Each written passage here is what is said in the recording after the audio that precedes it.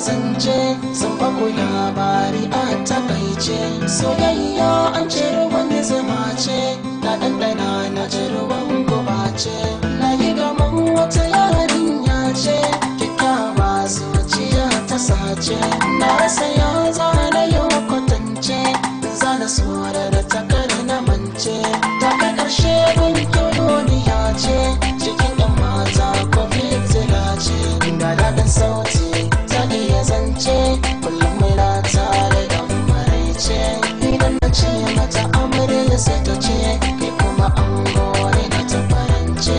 Na shirya auren ta kora da rance, don ba da su wani yamin na kwace. Kullum tunani in yi kwance, a ɗaura auren makara da zauce. A cikin ranta babu zance, ta sa abu sarki ya ke kwance. An sanya auren su kunci zance, mutum ya kuce yau da race.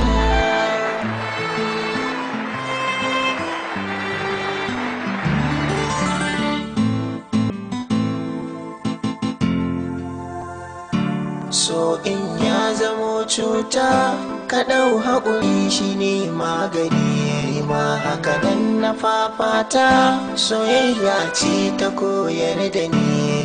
Ku ji kaɗan labarinta, halayya ce ta 'yan zamani. Muna soyayya ni da ita, ta so ni kamar ta shayar da ni. Dangi ba su so na da ita, na nemuwa zai fahimtar da ni. Sun bincika halayyarta, ta saniya ta cutar da ni. Sun haɗa baki da zaɓinta, in an ɗaura su kayar da ni. Sannan su kwashe dukiyata, su yi aure su manta da ni. Na bi a sannu takunta, na gane hakan ya rikitar da ni. A zuci ta sakan cuta, na kuka da ido ba ji ba gani. Gashi mai zo cikin santa, na ɗau haƙuri yau kar da ni.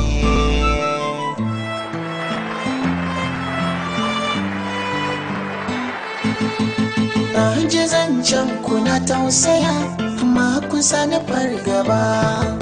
Lakin da kuka shiga a soyayya, ni ko ban shige shi ba. Ina da wacce muke tarayya, ta gaske mai ci gaba.